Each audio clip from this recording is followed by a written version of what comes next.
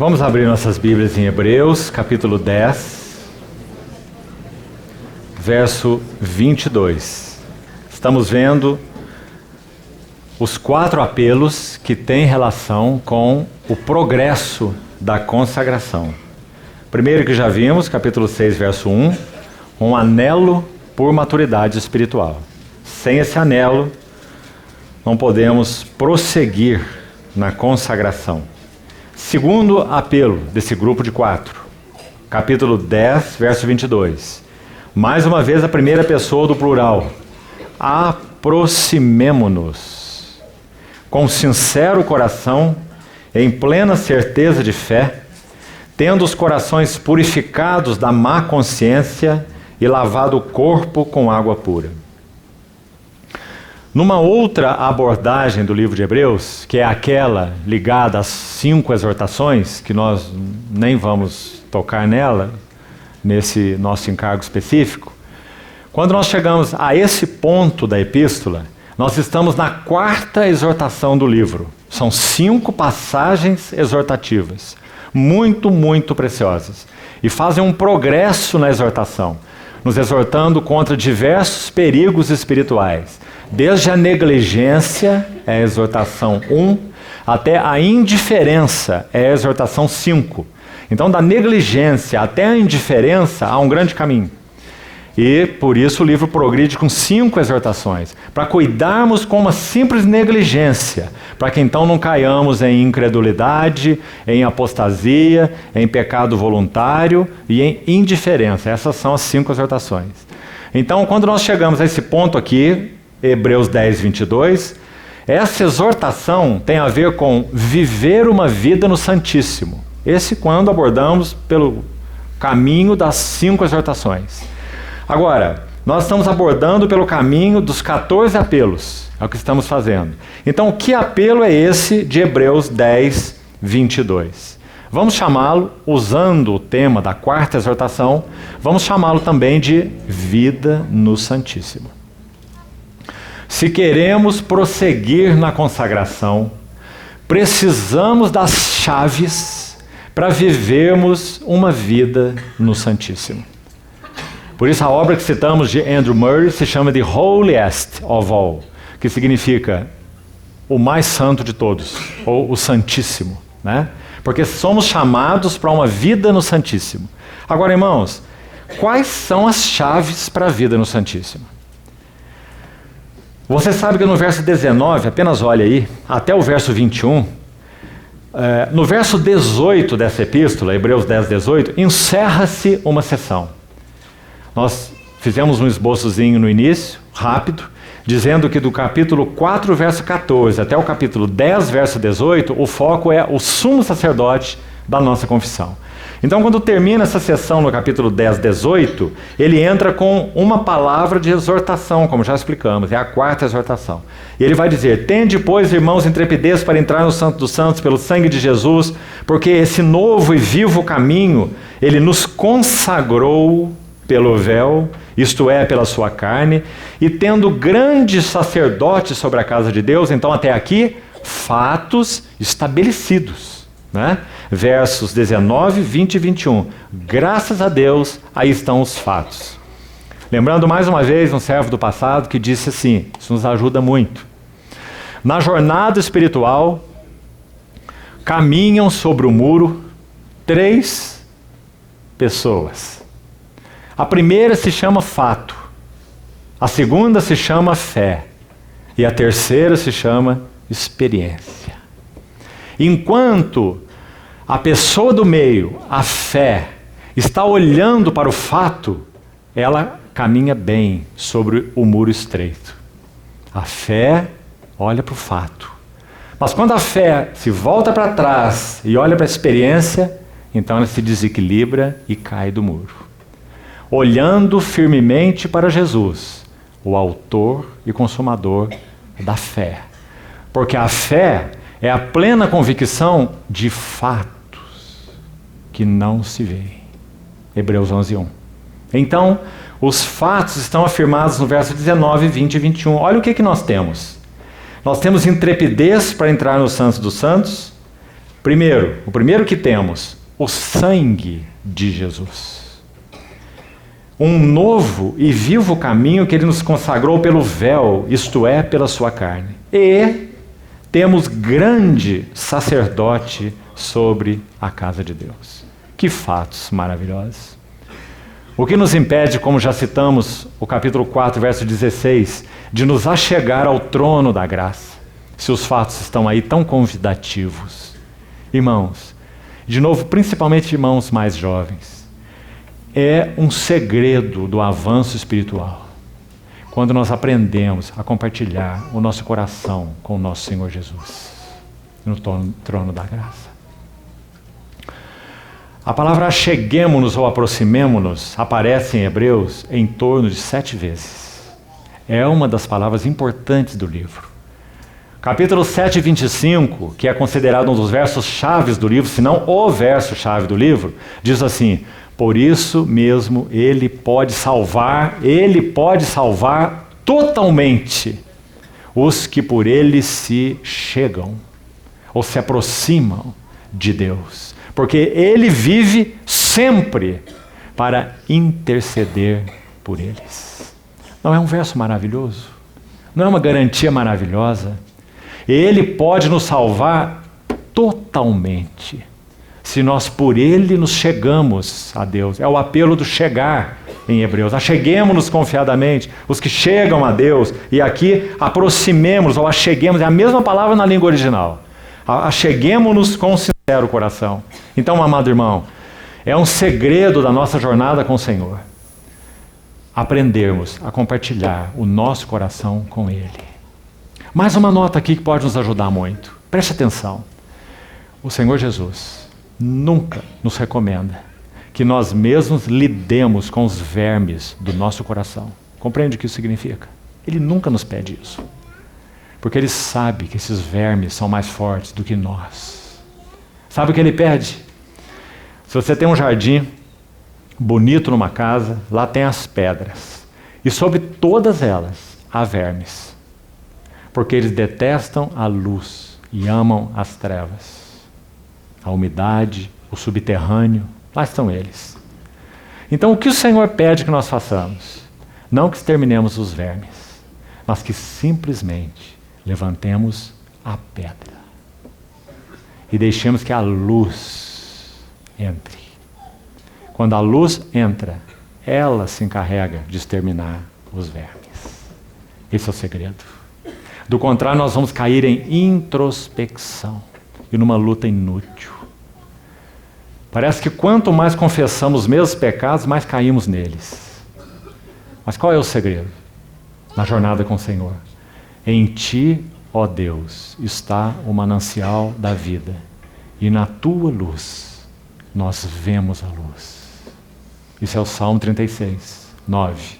Mas também há o Salmo 43, no mesmo sentido, uma oração maravilhosa, que diz: envia a Tua luz e a Tua verdade, para que me guiem e me levem ao Teu santo monte e aos Teus tabernáculos. Salmo 43, de 3 em diante. Observe essa linguagem. Ela é a linguagem de Hebreus 10, 22 a 25, particularmente o verso 22. É uma oração por luz enviada da parte do Senhor para lidar com os vermes que nós não conseguimos. Então, meu irmão, particularmente jovem cristão, que segredo esse?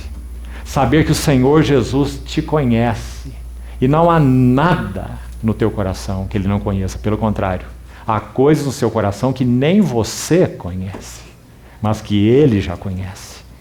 Então o segredo espiritual é aprender a nos achegar ao trono da graça e compartilhar com Ele, na medida que a luz dele vai expondo o nosso coração, porque Ele expõe dessa maneira. É um Senhor que nunca expõe para vergonha, menos ainda, nunca expõe para juízo. Ele sempre expõe de modo curador. Esse é o nosso Senhor. Então, quais são as chaves para viver no Santíssimo? Na linguagem dos 14 apelos, estamos aqui no grupo de 4. Como podemos progredir na consagração? Então vamos para as chaves. Por favor, guarde-as aí. São chaves. A primeira, aproximemo-nos. Chamamos aqui esse apelo de vida no Santíssimo. Quais são as chaves para viver no Santíssimo? Número 1, aproximemo-nos com sincero coração. Não fique driblando a Deus e nem driblando a si mesmo de Deus. Nós deveríamos aprender, quando for o caso, no acidente de percurso, pecados, nós deveríamos aprender a correr com os nossos pecados para Cristo. Nós corremos de Cristo com os nossos pecados. Compreende, irmão? Então, aproximemo-nos com sincero coração. É isso que ele requer de nós. Tu te agradas da verdade no íntimo. Que lindo. Davi escreveu aquele salmo, um dos masquilim de Davi. O salmo de confissão, que, como dizia Calvino, toca as cordas mais profundas do nosso coração. Então, primeira chave, aproximemo-nos com sincero coração, sem máscara, sem hipocrisia. Segundo, plena certeza de fé. Vê quanto isso é importante, irmãos? Porque ele se torna galardoador daqueles que o buscam. Por isso, sem fé, é impossível agradar a Deus. Então essa é outra chave. Nós sabemos de quem nós estamos nos aproximando. Havia um livrozinho, quando eu ainda era bem jovem, eu acho que ainda existe. É uma linguagem tão simples, mas tão bonita, que você devia ler. E ele apresenta visões de Deus. E são muito interessantes. Primeiro ele põe o policial onipresente para o cristão. Então parece que ele é aquele Deus que está à espreita, como Jó ouviu naquele período de sofrimento dele, até que ele viu o Senhor face a face, né? No final do livro. Mas Jó também viu Deus como policial onipresente. Ele diz, se eu caminho aqui por algum canto, tu estás à espreita e me caças. Jó usa essa expressão, como um animal selvagem. Imagine uma concepção dessa de Deus, né? Em um outro momento, Jó vê Deus como um onipotente arbitrário. Então ele vai expondo nesse livrozinho as visões de Deus que moram no nosso coração naturalmente por causa do pecado. Nós projetamos essas imagens para Deus. Compreende, irmão? Mas o que a Bíblia diz sobre Deus? Por isso nós precisamos tanto da sua palavra. Ele não é um onipotente arbitrário e nem é um policial onipresente. Ele nos chama para nos aproximar do trono da graça com sincero coração e plena certeza de fé. Fé no quê? Particularmente aí, Hebreus 7:25, que ele pode salvar totalmente aqueles que por ele se aproximam, se achegam a Deus. Porque ele vive para interceder por eles. Deixa eu falar uma coisa rápida sobre isso. Quando o sumo sacerdote entrava no Santo dos Santos, figura de Jesus, no dia da expiação, Levítico 16, uma vez por ano, ele entrava com as 12 tribos no ombro e no peito. Lembra-se? 12 pedras no peito e 12 pedras no ombro. Havia 2 pedras de ônix, uma em cada ombreira, ligava a parte da frente com a parte de trás da paramenta do sumo sacerdote, e havia 6 tribos gravadas aqui e 6 tribos gravadas aqui, nas 2 pedras de ônix, e 12 pedras no peitoral. O que isso significa? O Senhor Jesus intercede ou suporta aqueles que ele redimiu. Por isso ele orou em João 17, não intercedo ou rogo pelo mundo, mas pelos que me deste do mundo, porque são teus. Guarda-os em teu nome que me deste. Ele intercede por aqueles que ele redimiu. Ele ama a todos. E a sua morte é suficiente para resgatar a todos. Mas ela só é eficiente para aqueles que creram. E é por esses que ele intercede. Por isso ele diz, eu não sou um intercessor do mundo ou para o mundo. Eu sou o salvador do mundo. mas sou o intercessor da igreja e para a igreja. Por isso, aproximemo-nos com sincero coração. Ele pode salvar totalmente os que por ele se chegam, porque ele vive sempre para interceder por eles. Não é uma visão maravilhosa? Irmão, isso satisfaz teu coração? O fato de que o Senhor se inclina para cada um de nós como aquele que pode salvar-nos totalmente. Daquelas coisas que não apenas o entristecem e nos frustram, cansam, desanimam, inquietam, trazem medo, vergonha, algumas delas. Mas Ele não se envergonha de nos chamar irmãos, dizendo: a meus irmãos declararei o teu nome e cantarei louvores no meio da congregação. Então são chaves para vivermos no Santíssimo. Vida no Santíssimo é um requerimento para prosseguirmos na consagração. Se não vivemos no Santíssimo, como vamos avançar na consagração? Então aí estão as chaves. Aproximar-se com sincero coração, uma plena certeza de fé. Ele é o nosso intercessor que vive para interceder por nós. Ter os corações purificados da má consciência. E lavado o corpo com água pura. A ideia aqui é que as coisas que dizem respeito à nossa vida, caminhada, estilo de vida, precisam ser colocadas todas diante do Senhor. Isso é corpo lavado com água pura. Não está fazendo referência a coisas judaicas, em hipótese nenhuma. Está dizendo que tudo aquilo que diz respeito ao nosso estilo de vida e à nossa conduta externa afeta totalmente a nossa vida no Santíssimo. Por isso ele diz: lavado o corpo com água pura. Está se referindo à nossa conversação, nosso estilo de vida. Essa é a ideia. São chaves para vivermos no Santíssimo. Então esse é o segundo apelo nesse grupo de 4. Vida no Santíssimo. Vamos para o terceiro desse grupo. Tem então a ver com o progresso da consagração. 10:23 está o terceiro apelo. Guardemos firmes a confissão da esperança. Confissão, vamos chamar esse apelo de confissão da nossa esperança. Não confunda com o outro. Você lembra que o outro é confissão da fé, não é? No capítulo 4. Aqui é confissão da nossa esperança, já que ele diz: guardemos firme a confissão da esperança, sem vacilar. Enquanto nós lemos lá no capítulo 4, verso 14, já passamos por esse apelo, né?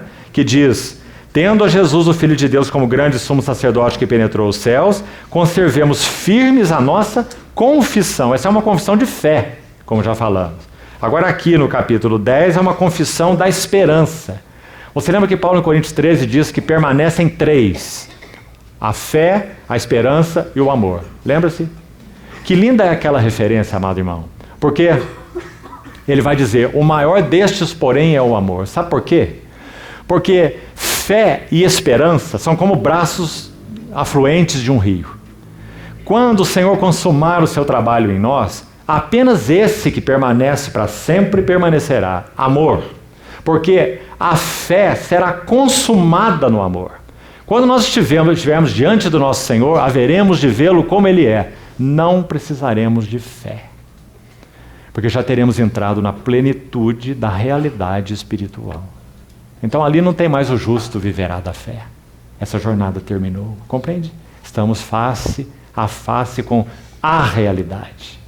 A fé mergulhou no amor. E a esperança? Mesma coisa. Pedro vai dizer: bendito Deus e Pai do nosso Senhor Jesus Cristo, que nos regenerou para uma viva esperança, mediante a ressurreição de Jesus Cristo dentre os mortos. Aí escute o que mais ele diz: para uma herança incorruptível, sem mácula, imarcessível, reservada nos céus para vós outros, que sois guardados pelo poder de Deus, mediante a fé, para a salvação preparada para revelar-se no último tempo. Compreendeu a linguagem de Pedro? Pedro está dizendo: essa viva esperança também vai mergulhar no amor. Então, por que o amor é maior que a fé e maior que a esperança? porque Ele é o rio final. A fé vai se consumar no amor a Ele, e a esperança vai se consumar na visão dEle e na relação com Ele.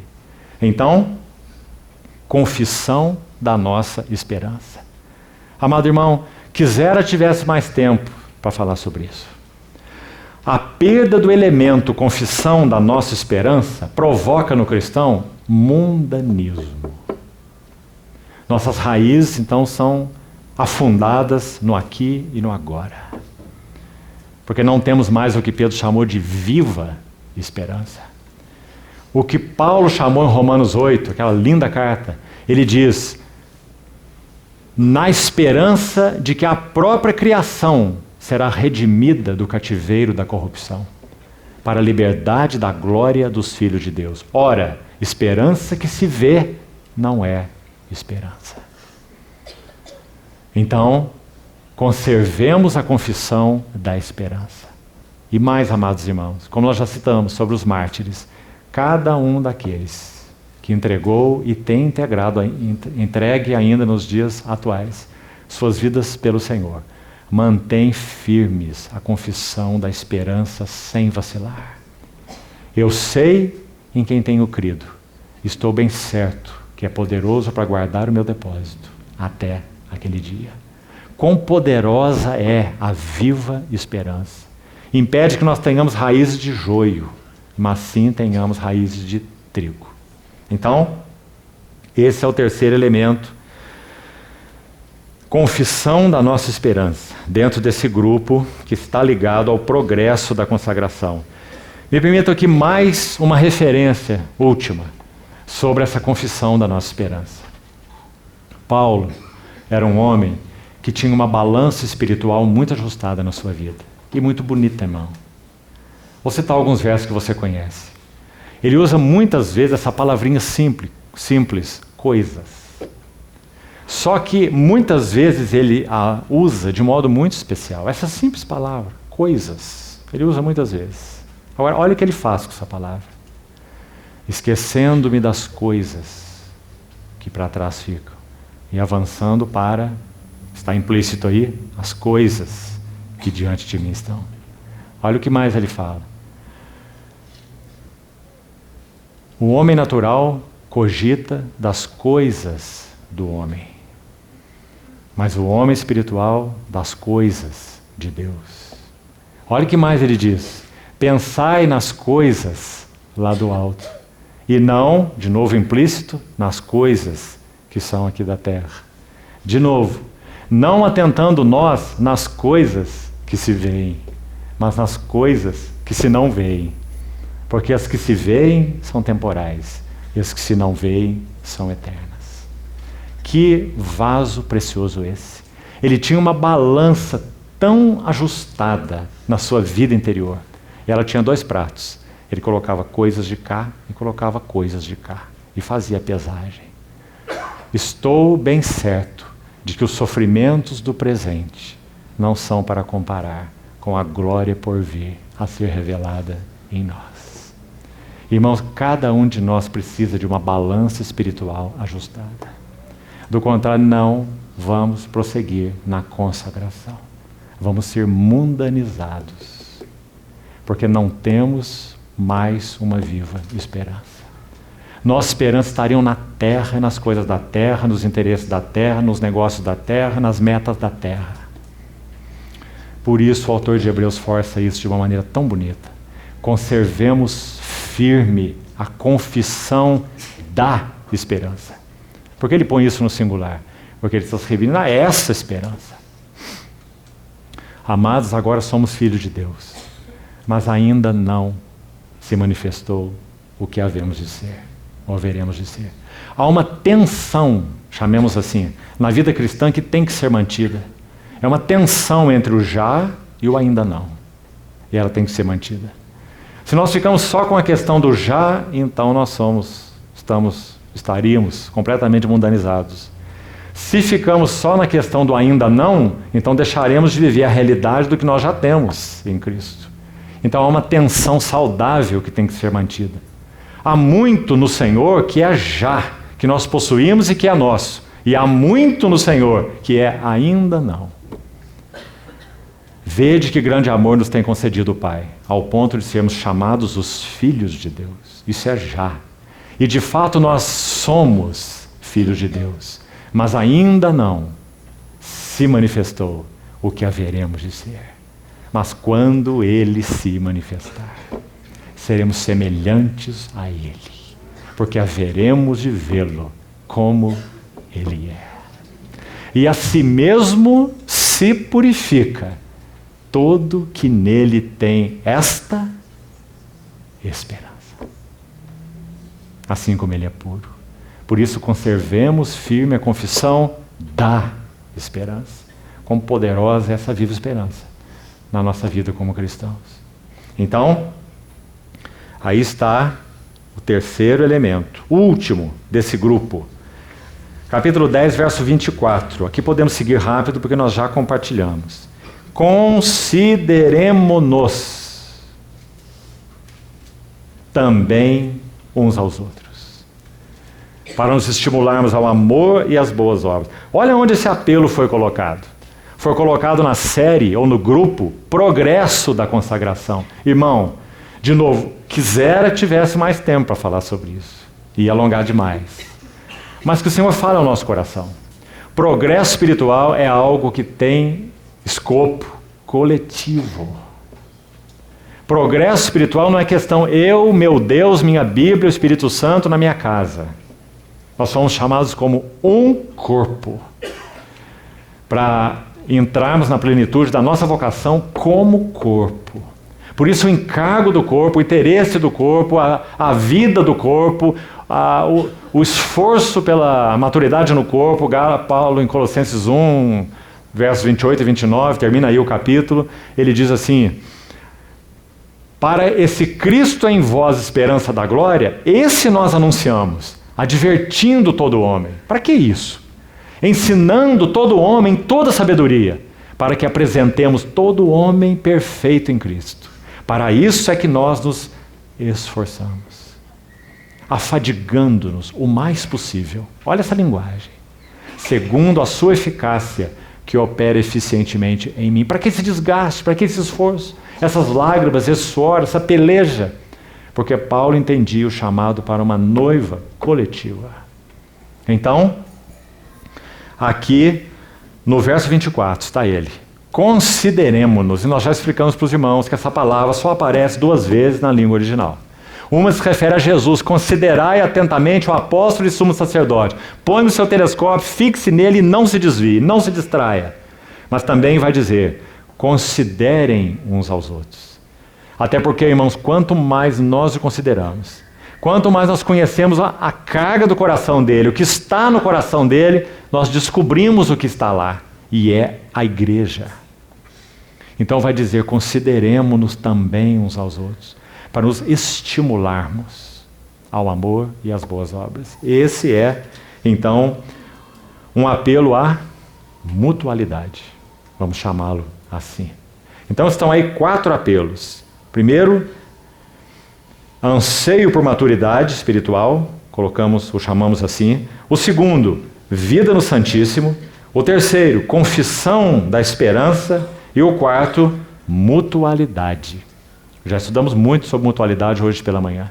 Então não vamos progredir na consagração sem esses elementos. Agora então, encerrando, mais 5 apelos. E vamos buscar passar bem objetivamente. O primeiro, Hebreus 12, 1. Também nós, visto que temos a rodear-nos tão grande nuvem de testemunhas, aqui está o apelo: desembaraçando-nos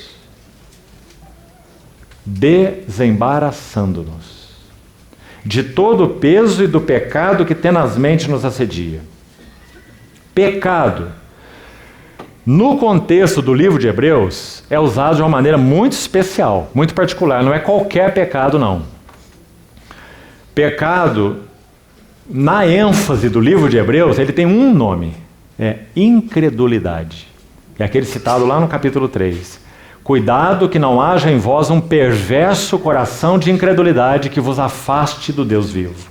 Então o que é desembaraçar do pecado? É tratar com toda a esfera de incredulidade, naquilo que concerne aos fatos eternos, à pessoa do Senhor, à obra do Senhor, ao nosso chamamento, à nossa herança, né? Então desembaraçando-nos do pecado, que aqui então é incredulidade, mas também diz do peso. Muito interessante essa referência. Por favor, irmão, deixe o seu livro de Hebreus marcado aí. Abra, por favor, rapidamente em 1 Coríntios 9. Vamos entender o que é desembaraçar de peso.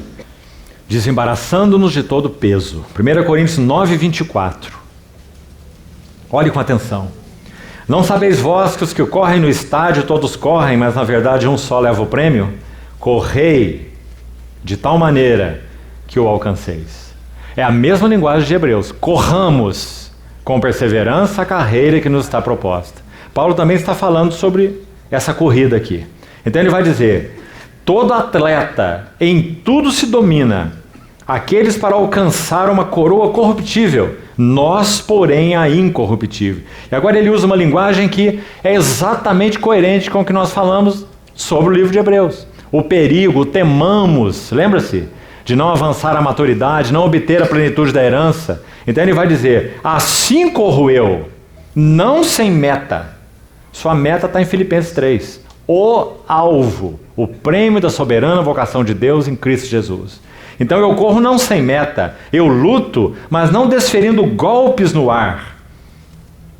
E aqui está o que é desembaraçar de peso. Verso 27. Esmurro ou subjugo o meu corpo e o reduzo à servidão, escravidão.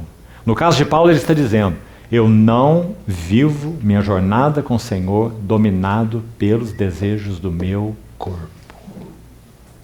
Pelo contrário, subjugo o meu corpo e o reduzo a ser um servo. Aqui, irmãos, um princípio espiritual, mais um, importante.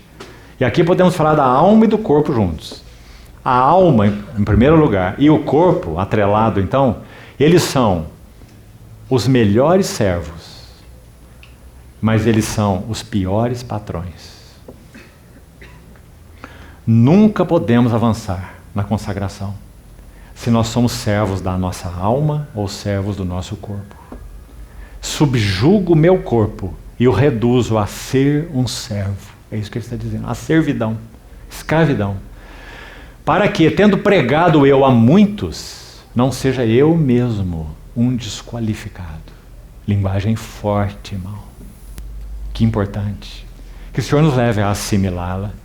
Será que temos sido governados pelas paixões, desejos de nossa alma? Que sejam lícitos. Todas as coisas me são lícitas, mas nem todas me convêm. Todas me são lícitas, mas nem todas me edificam. Todas me são lícitas e, finalmente, eu não me deixarei dominar por nenhuma delas. A vida cristã não é maravilhosa, irmão? Não é mesmo uma maratona? Não é uma corrida de 100 metros rasos. É uma maratona. Corramos com perseverança a carreira que nos está proposta, desembaraçando-nos do pecado, particularmente então incredulidade, e do peso, reduzindo desejos da alma e do corpo à servidão e não numa posição de controle sobre nossas vidas. Então, que apelo é esse? Como vamos denominá-lo aí? Disciplina. Sabe, irmão, deixa-me te indicar mais uma obra. Um servo do Senhor chamado Richard Foster. Ele escreveu algumas obras muito bonitas. Uma em particular se chama Celebração da Disciplina. Tem alguns elementos ali, quando ele fala sobre meditação, que para uns são estranhos. Ele fala sobre você colocar o corpo em algumas posições, e quem lê aquilo acha de início que ele está falando dessas coisas de meditação oriental. Então, leia o livro sem preconceitos, e você vai ser muito ajudado. Celebração da Disciplina. E ele vai dizer que essa disciplina, no ouvido de irmãos dos séculos passados, soava muito bem. A palavra disciplina nos ouvidos atuais soa muito mal, porque nós somos a geração da rebeldia. Mas sem disciplina, nós não podemos avançar na nossa consagração. Em todos os sentidos. Disciplina de oração, disciplina de leitura da palavra, disciplina de meditação, disciplinas espirituais, jejum, oração, todas as disciplinas. Disciplinas congregacionais, adoração, a mesa do Senhor, a oração corporativa. Quanto nós tendemos a desprezar essas coisas, não é? Nunca substitua, irmão, nunca faça isso. A comunhão real pela comunhão virtual. Não fique na sua casa assistindo transmissão de mensagem pela internet e achar que você vai avançar no Senhor assim, porque não vai. Você precisa dos irmãos, precisa da convivência do corpo de Cristo. Aquilo que o Espírito Santo tem a fazer num ambiente de reunião não é transmitido pela internet. Esse senso espiritual, o ambiente espiritual, o impacto espiritual, a internet não transmite. É algo que o Espírito Santo está fazendo não por vias virtuais, mas por vias reais, da comunhão do corpo de Cristo. Então não caia nesse laço. Disciplina. Que o Senhor nos ajude com essa palavra, porque ela é fundamental para avançarmos na consagração. Vamos lembrar, quando nós dividimos os apelos, que o último grupo de 5 tem a ver com os desafios. Desafios da consagração. O primeiro desafio, disciplina. Irmão, você tem sido disciplinado.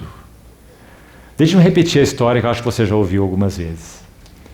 Certa vez um jovem ouviu Charles Spurgeon pregar. E viu os raios e os relâmpagos naquela pregação. E ele ficou impactado e foi esperar Spurgeon lá na porta. E quando Spurgeon chegou lá, ele disse: irmão Spurgeon, qual é o segredo do poder espiritual? Spurgeon podia responder muita coisa. Por exemplo, ele podia dizer consagração. Mas para aquele jovem, naquele momento, o que ele discerniu de responder foi suor, suor, suor.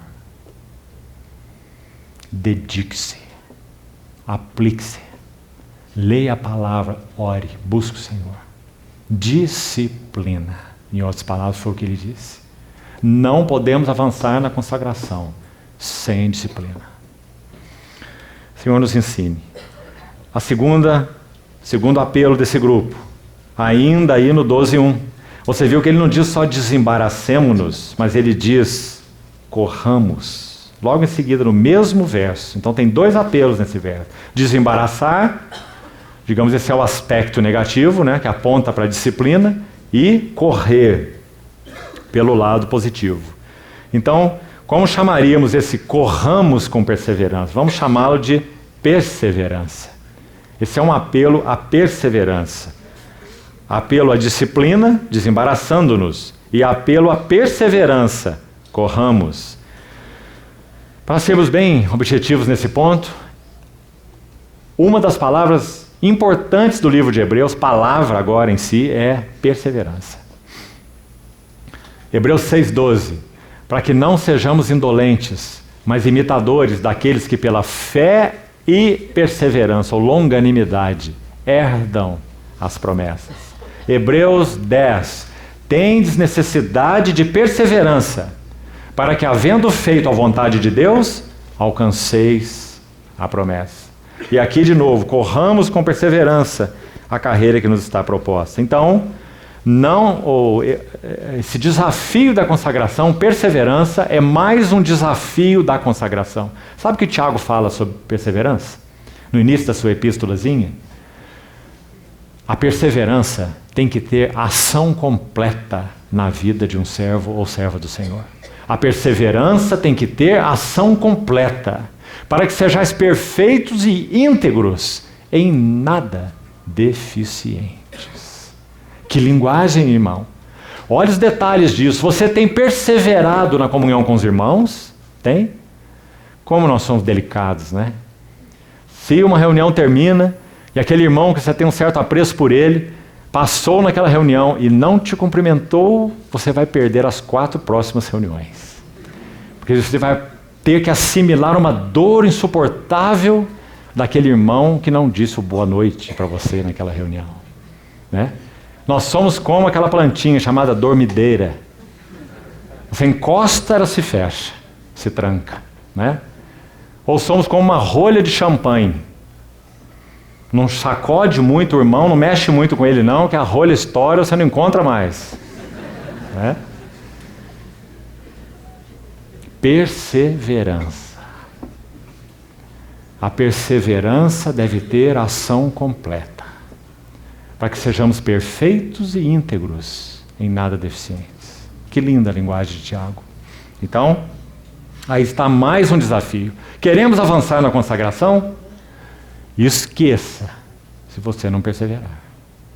Perseverar na oração, perseverar na comunhão, perseverar aos pés do Senhor, perseverar nas batalhas espirituais, perseverar com aqueles que te parecem duros. Deixa eu te contar mais uma historinha. Watchman era um jovem, amava o Senhor, seu coração queimava pelo Senhor. Então acho que ele passou talvez uma noite acordado e escreveu uma poesia para o Senhor. E levou para Margaret Barber, aquela irmã que o ajudou tanto, a missionária inglesa, muito mais madura que ele no Senhor. Margaret Barber pegou aquela poesia, olhou assim a poesia, rasgou e jogou no lixo.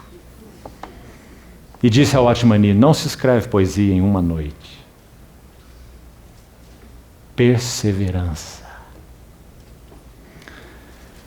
Terceiro elemento, Hebreus 12, 28. Por isso, recebendo nós um reino inabalável, aí está, retenhamos a graça, pela qual sirvamos a Deus, de modo agradável.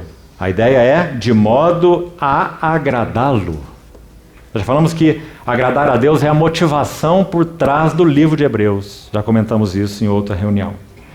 Sirvamos a Deus de modo agradável, com reverência e santo temor, porque nosso Deus é fogo consumidor. Como vamos chamar esse apelo? Responder à graça. Aqui nós precisamos de novo, amados irmãos, com a ajuda do Senhor, de muito equilíbrio. Porque ou nós pendemos para o assunto Deus é soberano, ou nós pendemos para o assunto o homem é responsável. E a Bíblia afirma as duas coisas ao mesmo tempo. Deus é absolutamente soberano. O homem é absolutamente responsável.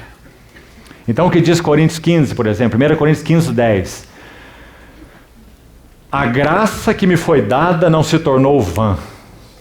Antes eu trabalhei mais do que todos os apóstolos. Porém não eu, mas a graça de Deus comigo.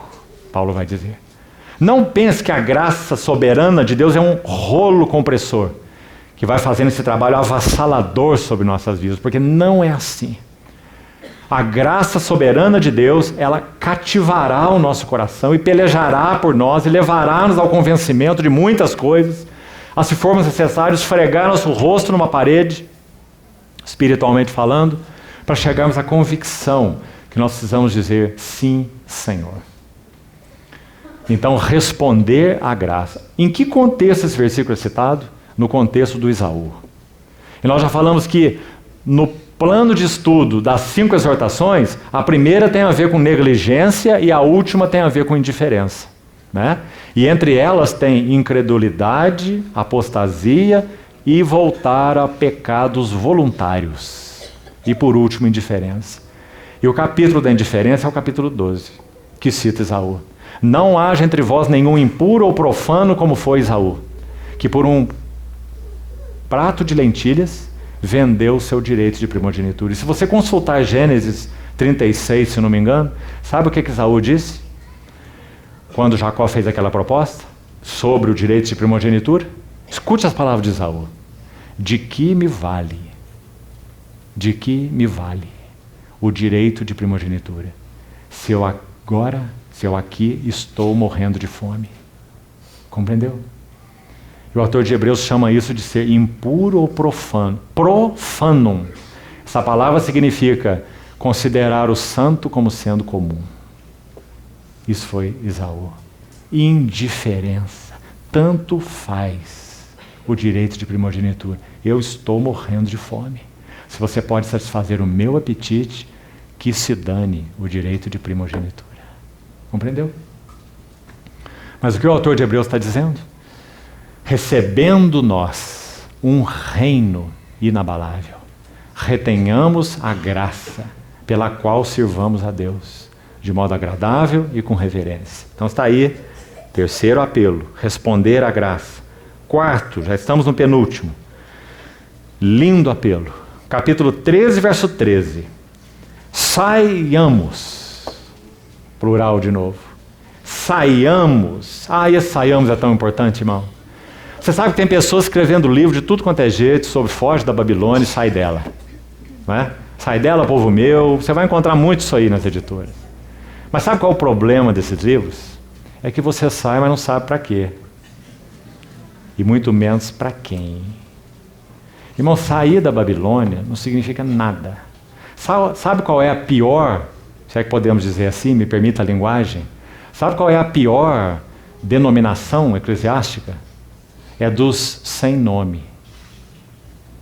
É a pior delas. É a mais confusa, a mais dividida, a mais cheia de opiniáticos, né?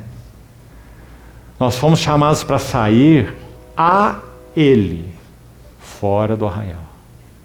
Não basta saber o que não é. Muitos irmãos, sim, pela operação do Senhor neles, eles entram em conflito. E esse conflito é abençoado. E começam a ver um monte de coisas que não é. Mas até que eles comecem a ver o que é, eles estão sem rumo. Porque a jornada cristã não é negativa, é positiva. Então nós saímos a Ele, fora do arraial. E por causa disso nós temos capacidade de levar a sua vergonha. Então você pode ser chamado de herético, pode ser chamado de seita, pode ser chamado de grupo de doido. Muitos aqui já foram na sua história de jornada com o Senhor. Mas nós sabemos que nós saímos a Ele, fora do arraial. Estamos dispostos a levar o seu vitupério, o quanto for necessário. Mas saímos a Ele. Guarde isso, irmão. Muito importante. Não podemos avançar na consagração se não sairmos a Ele, sairmos para Ele. Esse é o desafio da consagração. Agora, esse verso, irmão, é tão lindo, porque, rapidamente, olha um contexto aqui, que eu gostaria de te apresentar. Olha o verso 10. Nós citamos o 13, saiamos. Olha o 10. Possuímos um altar, do qual não tem direito de comer os que ministram no tabernáculo. Que versículo difícil, não é? Porque a pergunta é, que altar é esse? Quem são os que ministram no tabernáculo? Aqui, isso aqui é claro. São os judeus, os do arraial judaico. O livro de Hebreus foi escrito com esse pano de fundo, você sabe, né? Os que ministram no tabernáculo, o arraial judaico. Agora, que altar que nós possuímos? Que não tem direito de comer esses que ainda estão na sombra, porque não viram a luz. Não viram Cristo, o tabernáculo. Parece, irmão, uma sugestão só. Não quero, em forma nenhuma, ser dogmático. Mas sabe como me soa esse versículo? Esse altar é a mesa do Senhor, que é o reflexo direto, imediato, santo que nós temos da cruz do Calvário. A mesa do Senhor é a nossa comunhão das virtudes e efeitos da morte do Redentor na cruz. Fazei isto em memória de mim. A cruz é o altar primário, onde o Cordeiro foi oferecido. E nós celebramos isso toda semana, comendo do altar a mesa do Senhor. Então o autor usa uma linguagem tão linda aí, quando ele diz, possuímos um altar, onde não tem direito de comer os que ministram no santuário, porque estão nas sombras. Mas esse altar é nosso, nós o possuímos, porque o Redentor é o nosso Redentor. Então diz, saiamos a Ele, fora do arraial, levando seu vitupério. É um chamado a, como chamaríamos aqui? Pagar o preço. Se queremos avançar na consagração, aqui está mais um desafio: pagar o preço. Não fique tentando explicar, pôr o preto no branco, como se diz aí, justificar aqui ou ali. Leve o seu vitupério, se você saiu a Ele. E o último, quinto apelo, e aqui terminamos. Capítulo 13, verso 15. Por meio de Jesus, olha aí Jesus, a palavra simples, desacompanhada, né, enfatizando sua humanidade. Por meio de Jesus, pois, ofereçamos a Deus sempre sacrifício de louvor, que é fruto de lábios que confessam seu nome. Para concluir, temos duas coisas para dizer nesse versículo e terminamos. Primeiro, por meio de Jesus, pois ofereçamos a Deus sempre. Por que por meio de Jesus ofereçamos a Deus sempre? Não por meio das ofertas oferecidas no tabernáculo. Aquelas que eram sombras, aqueles sacrifícios tipológicos. Tudo aquilo foi cumprido nessa pessoa, Jesus. Então, por meio de Jesus, ofereçamos a Deus sempre. O quê? Aqui é chamado de sacrifício de louvor. E eu queria terminar com uma nota aqui, irmãos, sobre esse fato. Vamos chamar, então, esse desafio aqui de sacrifício de louvor. E vamos entendê-lo assim. Primeiro, é uma profunda lição espiritual na nossa relação com o Senhor. Nós aprendemos a adorar os caminhos de Deus. Isso é sacrifício de louvor. Irmãos, adorar a Deus é mais fácil que adorar os caminhos de Deus para conosco. Porque os seus caminhos, muitas vezes, são insondáveis e inescrutáveis. Mesmo que perguntemos por quê, na grande maioria das vezes, não temos resposta alguma. Porque o desejo de Deus não é nos dar respostas, mas é nos ensinar a adorar os caminhos que Ele tem usado para tratar conosco. Adorar os caminhos de Deus. Isso é sacrifício de louvor. Então, para concluir isso, e concluindo mesmo, eu queria rapidamente ler um clássico, um hino clássico da história da igreja, sem dúvida nenhuma, embora ele não seja tão antigo assim. E é muito conhecido dos irmãos, foi traduzido em português, na verdade não é uma tradução, por isso nós vamos fazer aqui o que vamos fazer. Eu busquei fazer uma tradução a mais literal possível desse cântico na língua original, foi composto em inglês, porque nós temos uma versão em português. E a versão se chama Se Paz a Mais Doce Me Deres Gozar. Muitos aqui já ouviram esse hino. É lindo, mas é uma versão. Então ele não reflete exatamente o que o autor pôs no papel na língua original. Acho que porque não combinaria com a métrica e essas coisas da música aí. Mas vamos ver o que o autor escreveu. O cântico original se chama It's Well With My Soul. Esse é o título original. Então, primeiro uma história sobre esse hino e veja o que é sacrifício de louvor. Este hino foi escrito por um homem de Chicago chamado Horatio Spafford. Ele era um advogado bem-sucedido até que o grande incêndio devastou Chicago. Para essa cidade, a catástrofe do fogo representou o mesmo que a queda das Torres Gêmeas para Nova York, embora não tenha sido provocada por terroristas. O escritório de advocacia de Spafford também sucumbiu às chamas.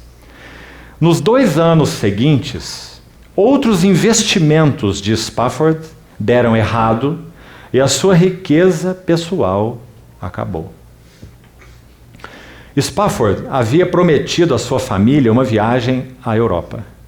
Mandou então que a sua esposa e as suas 4 filhas viajassem, enquanto ele tentava salvar alguns dos seus investimentos. A sua esposa e 4 filhas foram à frente. No dia em que o navio delas zarpou de Nova York, o negócio que ele ia fechar não deu certo. Ele poderia ter viajado com elas, mas naquele momento ele não sabia disso. O navio em que viajava sua família foi abalroado por outro navio no Oceano Atlântico e afundou em 12 minutos. A senhora Spafford correu ao convés com as suas 2 filhas. Mas enquanto ela tinha 4 filhas, correu ao convés com 2 filhas. Com suas filhas. Mas, enquanto o navio afundava, as crianças foram arrancadas dos seus braços e se afogaram. Ela perdeu a consciência e acordou em um barco de salvamento. Foi uma das poucas pessoas que foram resgatadas das águas geladas. Quando o navio de socorro chegou à Europa, ela enviou ao seu marido um telegrama que descrevia a tragédia com 2 palavras muito expressivas. ela escreveu: salva sozinha, e enviou esse telegrama. Spafford foi imediatamente a Nova York, tomou o primeiro navio para encontrar a sua esposa, que já estava então na Europa. Certa noite, nessa viagem, o capitão dirigiu-se a ele e disse que eles estavam passando no local onde o navio naufragara. Em uma carta à sua irmã Rachel, ele escreveu os seus sentimentos assim: na quinta-feira passamos perto do local onde o navio naufragou, no meio do oceano. A água ali tem 3 milhas de profundidade. Mas quando eu penso nas nossas pequenas queridas, não as vejo ali. Elas estão seguras e abrigadas. As queridas ovelhinhas. E em breve também estaremos com elas. Nesse meio tempo, graças a Deus, temos a oportunidade de louvá-lo e de agradecer por seu amor, sua misericórdia por nós e pelos que amamos.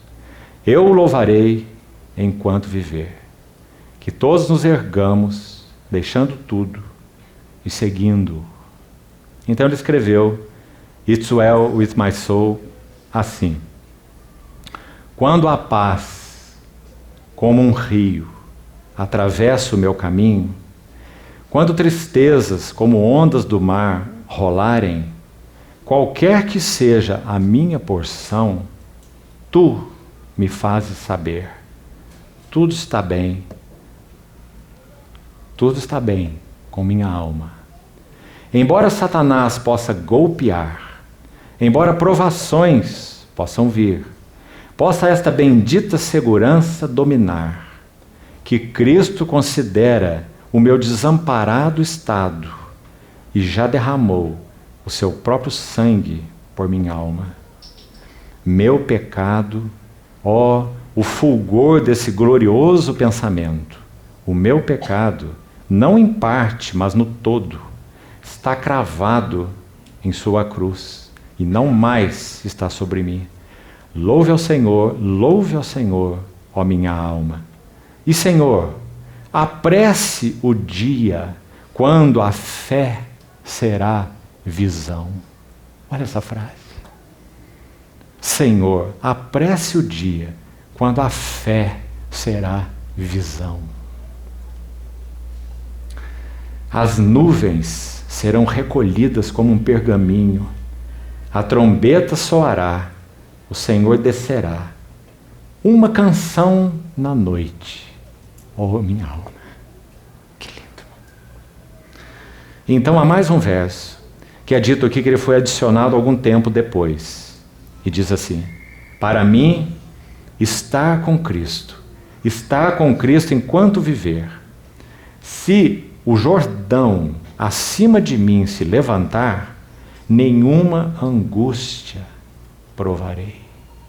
Pois na morte ou na vida, tu sussurrarás tua paz à minha alma. Que maravilha! Por meio de Jesus, pois, ofereçamos a Deus sempre sacrifício de louvor, que é fruto de lábios que confessam seu nome. Irmãos, isso é um desafio para a consagração.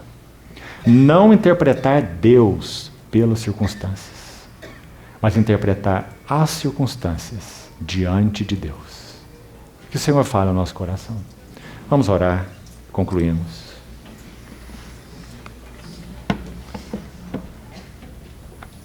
Senhor, obrigado por tua misericórdia benevolente para conosco. Obrigado por tua paciência. Obrigado por tua compaixão. E até mesmo por tua paixão pelas nossas almas. Ó Senhor, tu és um conquistador sublime. Obrigado porque o Senhor batalha as batalhas para nos conquistar. Queremos, Senhor, te amar de todo o nosso coração. Nos ajuda nisso. Pedimos ao Senhor que tudo que o Senhor pôde depositar nos nossos corações nessa noite não se perca. não seja um assunto de encontro, de conferência. Mantém, Senhor, o impacto de Tua presença e palavra no nosso coração. Guia-nos, envia Tua luz, Tua verdade. Nos leve ao Teu santo monte e aos Teus tabernáculos, porque é bendito quem habita no esconderijo do Altíssimo e descansa à sombra do Onipotente. Obrigado, Senhor, por Tua fidelidade. Consagramos tudo isso a Ti. Opera em nós, por Tua graça. Em nome do Senhor Jesus, oramos. Amém.